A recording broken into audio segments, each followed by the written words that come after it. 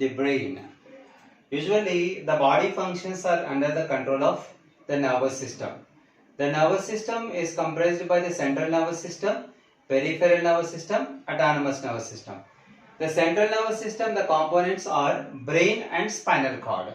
The brain majorly all the activities are controlled by the brain itself, right? And the structure of the brain and where it is located. The brain is made up of the very soft tissue. The tissue cells are nothing but the nerve cells, also called as neurons, right? And the brain is a soft tissue which is located in the hard bony case called cranium. The cranium is a box-like structure which is made up of the bone and protecting the brain from the external physical shocks, right? And the brain is also covered by three membranes. The three membranes together called meninges. These three meninges are protecting the brain from the minor physical or external physical shocks. When you see that the inner membranes, the two inner membranes of the brain is having a little gap. That gap is filled by a fluid. The fluid which is named as cerebrospinal fluid. The fluid name is cerebrospinal fluid. Cerebrospinal fluid in the sense of the fluid which is present between the inner membranes. The brain is covered by three membranes, we said.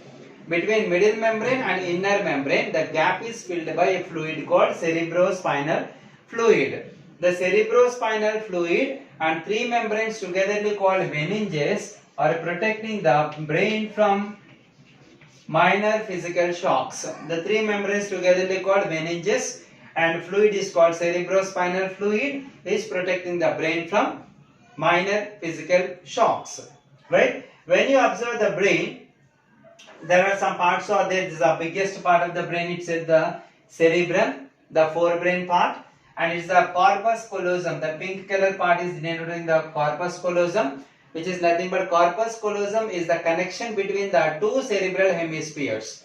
The cerebrum is divided into two cerebral hemispheres. One is the right cerebral hemisphere and there is a left cerebral hemisphere.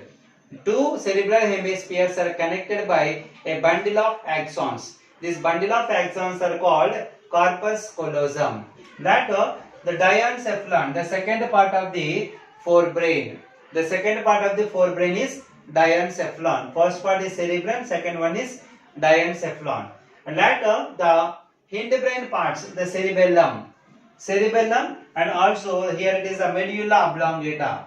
These are the two parts of the hindbrain, the last part of the brain, and medulla oblongata continues as a spinal cord. The medulla oblongata continues as spinal cord. Here it is pituitary gland. Medulla oblongata part is pituitary is attached to the thalamus. Pituitary is attached to the thalamus part, which is the generally called as the master gland of the body. We discussed already, right? And when you see the surface of the brain, it is having so many elevations and depressions.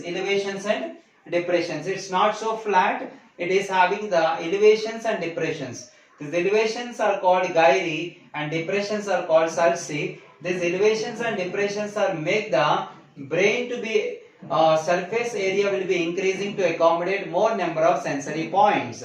When you see that the outer region of the brain, is in the grey color usually. So it is called the grey matter. The outer region of the brain is called grey matter. Why it is called grey matter and why the outer region of the brain is in the grey color? Why? Because the brain tissue is nothing but made up of neurons. When you observe the neurons are having the cell body. The cell bodies, all the cell bodies of the nerve cells are located in the outer region of the brain.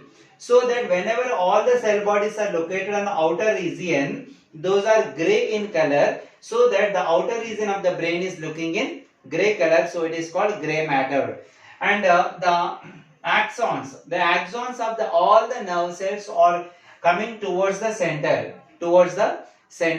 And we know that the axons are covered by a myelin sheath. Myelin sheath is nothing but it's a fatty layer.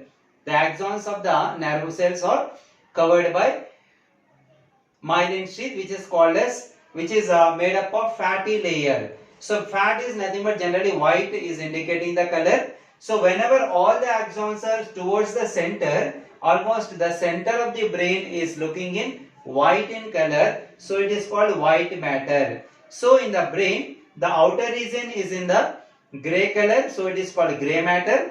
The center of the brain is in the white color because of all the axons are towards the center. It is made up of fatty layer, so it is looking in the white color. So white matter is in the center. While when the brain is continuous as a spinal cord, the white matter and gray matter are maybe reversed. Means the outer region of the spinal cord is in white matter, the inner side of the spinal cord is in gray matter. That's regarding the structure of the brain.